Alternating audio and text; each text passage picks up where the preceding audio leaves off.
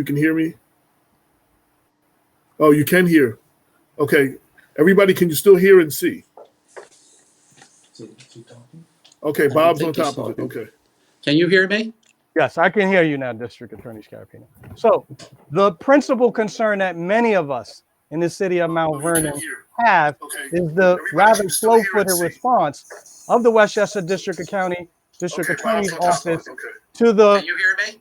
Yes, I can hear you now, District Attorney Scarpino. So the principal concern that many of us in the city of Mount Vernon have is the rather slow-footed response of the Westchester District Attorney's Office. Can you hear me? What? Okay. Can you hear me? I can hear you, District Attorney. I can hear you. I heard you. You seem to stop, though. Yeah, because I could hear a lot of feedback. Wasn't Everyone, me. of course, understands the technical glitches. So I think you got the basic gist of the question that I was raising, District Attorney Scarpino. Yeah. It seems like if anyone, some of the wrongdoings that were going on under the Thomas administration with respect to its relationship with Joseph Spezio were rather egregious.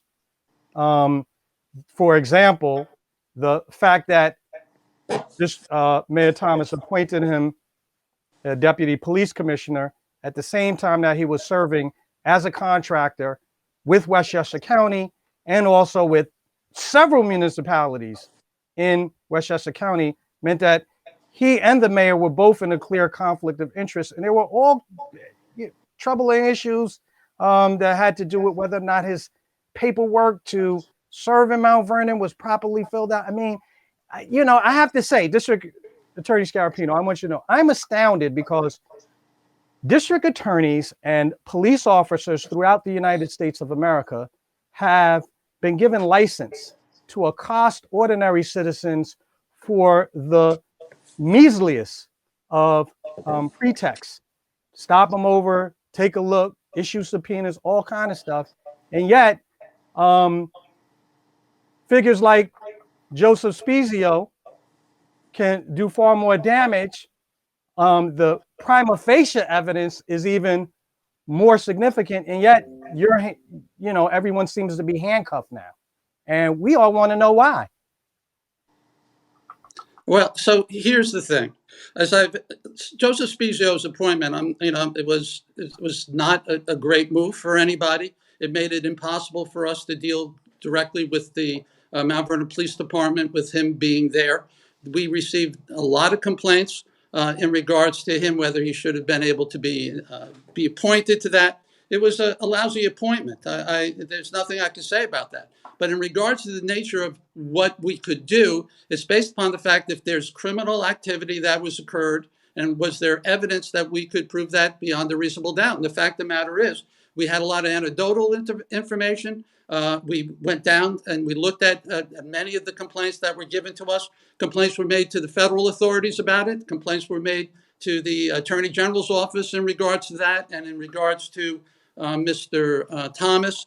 And the fact of the matter is, we're not able to come up with anything that we felt that we could prosecute and prove beyond a reasonable doubt. It was, as far as we were concerned, many of the incidents that we were hearing about were outside our jurisdiction and/or were criminal with a small c, meaning it was a crime that Mount Vernon had to be subjected to having an individual like that. It was a crime that Mount Vernon had dysfunctional government, but the resolution of it would be more by an electoral process where people are being removed by way of the electorate. In addition, some of the complaints that came in they're always being evaluated based upon the nature of who was making the complaint. It's not unusual, and I'm not just talking about Mr. Spezio's cases. It's not unusual for individuals who have personal issues with individuals or with personal administrations. They have problems, or they're involved in a campaign, or it's a power struggle, to try to draw law enforcement into an area to gain leverage in their cases and in their platforms. Law enforcement is always hesitant to jump into those matters. But the fact of the matter is, I would have prosecuted. There's no reason for me not to prosecute any individual in Mount Vernon if I had the evidence to do it. We looked at many of the cases that were presented to us. And, it was our understanding that there were federal law enforcement were looking at some of these things. It's not unusual for us to work with them in that regard, or the Attorney General's office was working, as you know. Eric Schneiderman had brought charges against the mayor. But the fact is, we were not capable of doing it, that we felt that we could bring a case and be successful, except for the fact that ultimately he was removed based upon his arrest or his citation, and we prosecuted him for a matter that eventually led to his being fired at the end of his tour of duty.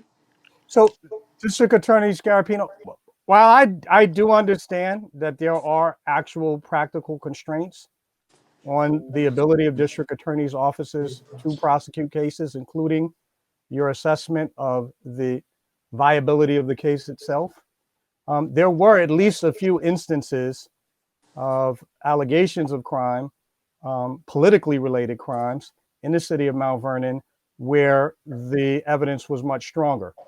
For example, in the United States of America, one of the basic tenets of our democratic system is that it is unacceptable for there to be any kind of physical assault confrontations with elected officials. But as you well know, one of Mount Vernon's most outspoken elected officials, the mayor's key arch nemesis, City Councilman, then City Councilman Andre Wallace, was in fact assaulted to one extent or the other.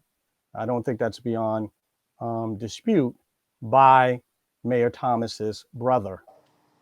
I know that your office was aware of this. I also know that your office is quite appreciative of the significance that this blow dealt to democratic politics in the city of Mount Vernon. And yet it seems something relatively simple. Other instances, even if there's a dispute about who is at fault, the party that had been accused by an elected official of assaulting them would have all likelihood at least been detained, asked to cool off, made to see the significance of their behavior. And yet many of us in the city of Mount Vernon sat around with our jaws hanging to the ground in utter disbelief that something so nakedly violative of our constitutional and democratic principles could be violated with no kind of punishment whatsoever. No. So the answer to that is our investigation revealed something different than your opinion in regards to it, and that's why nothing came of it. That's all I can say in regards to it. Okay, so you made a determination that both parties were at fault. Our investigators and the head of our investigative unit made a determination that it was not quite the way you are explaining to have occurred. Okay, you know what, District Attorney Scarpino, I'm going to say this to you. For the ordinary citizen, see, if it were me and I would have punched Andre, it wouldn't matter what your investigators would have found. I would have been arrested. Well, whether or not, now wait a second. District Attorney Scarpino, please, because your rebuttal is getting ready to call into question the experience, my personal experience, and the experience of every other person who's listening right now. We see this as a clear case of double justice at work. If I go and hit if I am accused of striking any elected official in Westchester County, I am at the very least going to be detained. And we're still scratching our heads trying to figure out how all of these violations, from the most significant, the disregard of paperwork, to some things that were more mundane, like getting into a scrape, how all of this just went, nothing amounted to anything for your office. And I have to tell you, look, It is what it is, man. I'm telling you, I personally feel betrayed by your office, and I know I speak for many of our listeners, and I am sorry to have to say that to you. Were you a witness to the incident? No, I was not, Oh, District Attorney okay. Scarpino. So you're going to let me respond District now? Attorney Scarpino, were you a witness? No, but So we neither of us investigated were it. So witnesses. that District Attorney Scarpino, can you tell me of another instance where an elected official has been assaulted by someone, even if it was a mutual exchange, and there was not an arrest? There was a hue and a cry across the nation when a contender, matter of fact, this is a contender for office too, a Republican contender for office. There was a hue and a cry when a Republican contender for office from the state of Minnesota, I believe, struck a journalist. The reason why it was considered so significant is because it represented a breakdown of political norms and democratic norms in our society. This District Attorney Scarpino, I remain unconvinced. You can continue, and I don't mean to be rude. I won't allow you to make your case, but I find it very, very. the case, first of all, whether an arrest was made would have been a decision made by the local police at the time. Number one, okay. We investigated it, even though no arrest was made. Our determination obviously was based upon our interviews of what occurred, and a determination was made that the case was insufficient. That was the decision that was made. Now and I can't talk about any more than the nature of that. It was investigated. We would have prosecuted that case if we felt we could sustain it. Your feelings are different. I understand that, but my world is different than your world, and any prosecutor's world is different than the world of the average citizen. It's based on the evidence that occurred, and there was more there than how you're explaining it. Okay, I understand, District Attorney Scarpino. In addition to that, one of the things that left all of us, many of us in the local Mount Vernon scene, dissatisfied with the final resolution of the case is that there does seem to be a structural conflict of interest between the local district attorney's offices that rely on the the testimony and investigative discoveries of local police departments that are under the control of the mayor. In other words, it doesn't come as any surprise that the Mount Vernon Police Department and the local district attorney's office was unable to find corroborating evidence or found contradictory evidence when the police department was under the control, effectively, of Joe Spezio, and who is known to have been giving all kinds of instructions to folks to make sure that his wrongdoings were not uncovered. I mean, what exactly is the question? Isn't there a conflict of interest, District Attorney Scarpino, in the Conflict very of- way that the district attorney's offices operate throughout Westchester County? I don't understand that question. No, there isn't a conflict of interest. We work with police departments on cases. At the same time, if a police department or a police officer does something inappropriate, we prosecute them. That's the nature of the relationship with district attorneys and law enforcement agencies. There's a tension. There always is a tension. But the fact of the matter is, we prosecute the cases that we can, and we are more than willing to prosecute either police officers for inappropriate conduct or the individuals that commit crimes that we can prove.